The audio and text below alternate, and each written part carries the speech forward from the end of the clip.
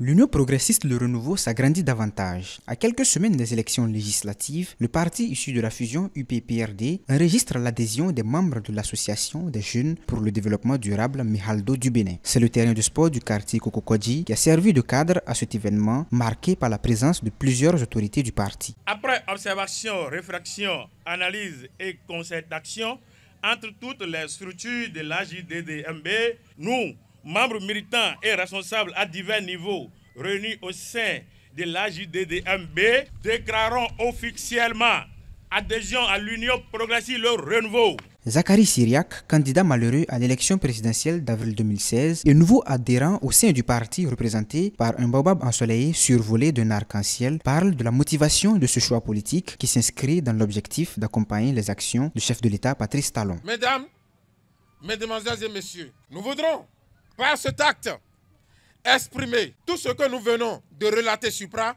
mais aussi et surtout remercier tous ceux qui, de près ou de loin, ont cru devoir, dans un sursaut patriotique et civique, contribuer à la réussite des actions de la gouvernance de son Excellence, M.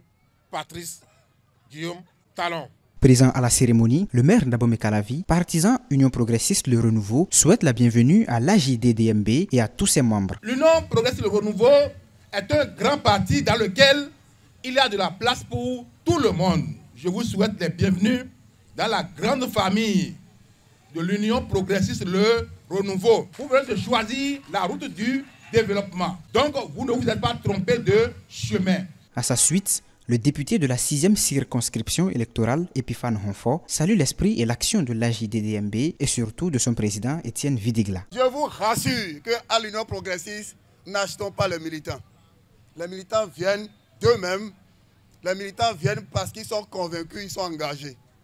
Et je pense que ce que nous faisons ce soir-là, c'est de la volonté des uns et des autres, et surtout des membres de votre association. Pour le compte de ces élections législatives du 8 janvier prochain, il est à noter que les listes électorales sont déjà affichées depuis peu et les électeurs que sont les citoyens peuvent aller les vérifier dans les différents centres de vote.